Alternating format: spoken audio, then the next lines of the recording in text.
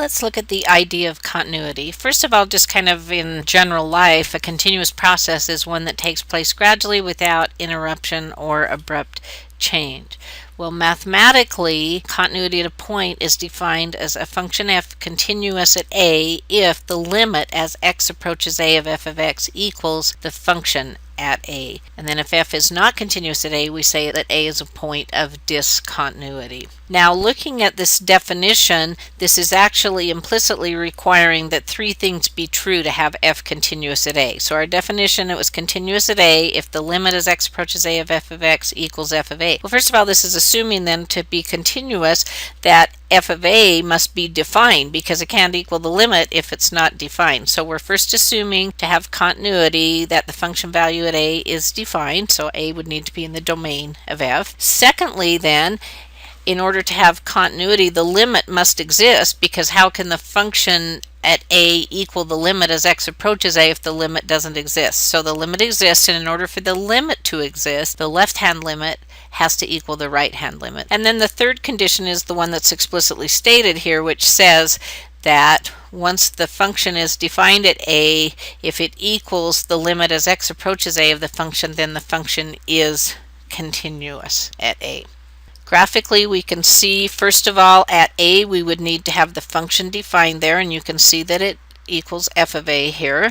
And then the limit would need to exist as we approach from the left or we approach from the right. We approach the same function value, which is f of a. So the limit as x approaches a equals the function value at a, and so we do have a continuous function at a. If a function is continuous at a, we can use direct substitution if we needed to find the limit at a, because basically this definition of continuity says that the limit as x approaches a of the function is the function at a. So why not, if we have a continuous function, just substitute a into the function and we will have evaluated the limit. So we're happy when a function is continuous because limits are very easy to evaluate there. Now let's look at some points of discontinuity. So as I approach from the right versus approaching from the left, you can see here that there's a point of discontinuity here, because at 2 the left-hand limit does not equal the right-hand limit, and this is called a jump discontinuity, and you can see why. The function kind of jumps there at the value when x equals 2. The function was moving along here as continuously, and then as we approach 2, well, actually when x equals 2, the function jumps up here and then moves along again.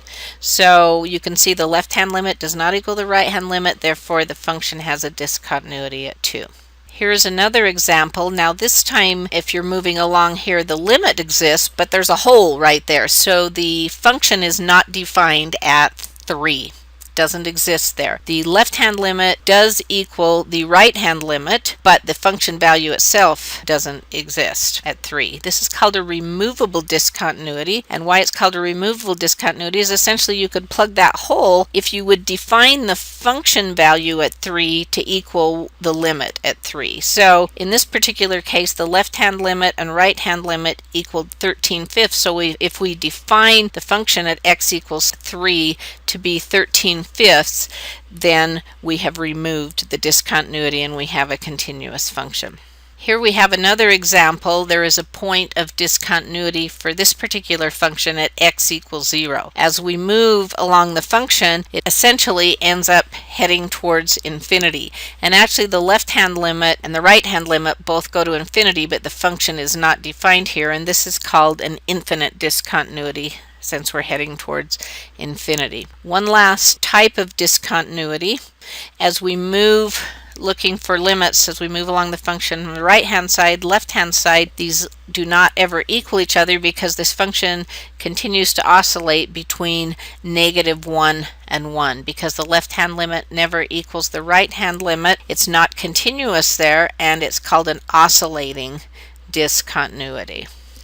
We also have a definition for a right-hand continuous function and a left-hand continuous function. A function f is continuous from the right at a number a if the limit as x approaches a from the right-hand side equals f of a. And it is continuous from the left at a if the limit as x approaches a from the left-hand side equals the function value at a. So maybe we can't say a function is continuous everywhere, but we may be able to say it's right-hand continuous or left-hand continuous. So here is an example. This is called the greatest integer function, and you can see that there are some jump discontinuities here. Let's look at x equals 0. We can see as we approach 0 from the left-hand side, the limit is -1. As we approach 0 from the right-hand side, the limit is 0. Therefore, because the limit doesn't exist at 0, there is a discontinuity at 0. However, if we look to see if it is left-hand continuous or right-hand continuous, first of all, looking at left-hand continuous, the limit as we approach from the left side, the left-hand limit is -1. The function value at 0, however, is 0, and so this is not left continuous because the left-hand limit does not equal the function value at 0. Looking from the right-hand side, the right-hand limit as we approach 0 from the right-hand side, the limit is 0. The function value at 0 is also 0. Because these two equal each other, at 0 this function is right-hand continuous. You can see similarly at each of these integers that the same thing would happen. They are not left-hand continuous, they are right-hand continuous, but they have points of discontinuity at every integer. A function f is continuous on an interval if it is continuous at every number in the interval. Given an interval, we can answer this question of continuity, but an interval is going to have endpoints. So if f is defined only on one side of an endpoint of an interval, we understand continuous at an endpoint to mean if we say it's continuous and it's only defined on this interval, then we would know that it means continuous from the left or continuous from the right. So if we had a function g of x and we asked if it's continuous on the interval from -3 to 3, and here is our function, we can see that looking at the endpoints, it's not defined over here to the left of -3, but it is right-hand continuous at the endpoint because the limit as we approach from the right equals the function value at the right. And we can see as we approach from the left, the limit as we approach from the left equals the function value as we approach 3 from the left equals the function value at 3. So it is right-hand continuous at -3, it is left-hand continuous at 3, and therefore we would say that this function is continuous on the interval from -3 to 3.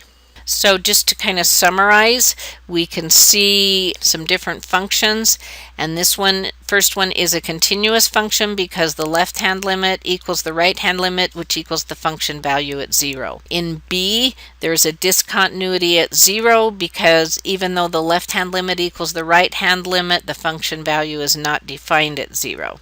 So it's a removable discontinuity because we could define that function value and plug that hole. Looking at part C, we can see that we also again have a removable discontinuity because the function at 0 is defined to be 2, but if I redefined it to be 1, it would plug the hole essentially, so it's a removable discontinuity. Looking at D, we can see that we have a jump discontinuity because the left-hand limit is 0 at 0, but the right-hand limit at 0 is 1. Looking at E, we can see that we have an infinite discontinuity because as we approach 0 from the left and right, we are heading towards infinity. And then finally, the last one, we can see that we have an oscillating discontinuity because the left-hand limit does not equal the right-hand limit, and they both keep oscillating. In this particular case, with this trig function of sine 2 pi over x, they're oscillating between -1 and 1.